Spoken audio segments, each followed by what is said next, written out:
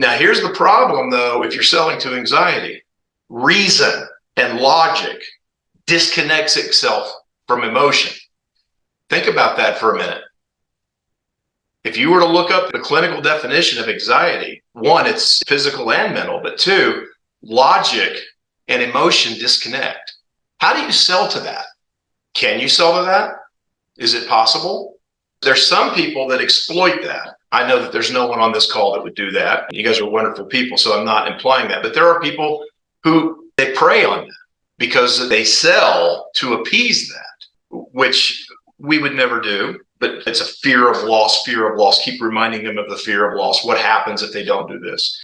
All right, so we know that worry is in the thoughts. We know that stress is in the body. We know that anxiety is in the mind and the body, and that can manifest itself through a disconnect between logic and reason and emotions, which is very challenging. But then what about pressure? Pressure is another one that you most certainly can sell to, just like worry. Pressure is typically tied to a deadline. And I love it when I'm selling to someone who's tied to a deadline. I'm a big believer in never offer any kind of incentive to anyone that's not tied to a deadline. In fact, don't even offer a quote at list price that's not tied to a deadline.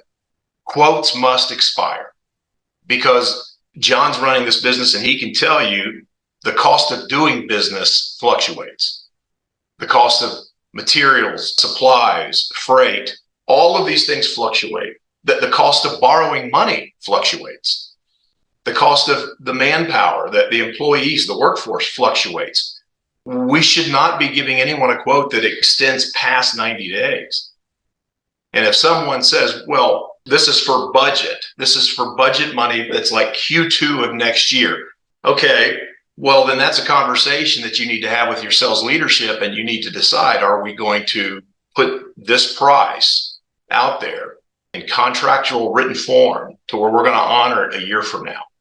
Because what happens is if a year from now, the OEM that we're buying this equipment from has just had a price increase because materials has had a price increase and the freight is no longer $2,500. It's now $5,000. And all of these things happen. So these are things that we have to consider. So I would recommend that we never quote anything formally that does not expire unless that's something that is deemed appropriate by your leadership. But deadlines are very important, and this is where pressure comes from. If it's pressure, there's typically a deadline, and then there's something else that's involved with pressure.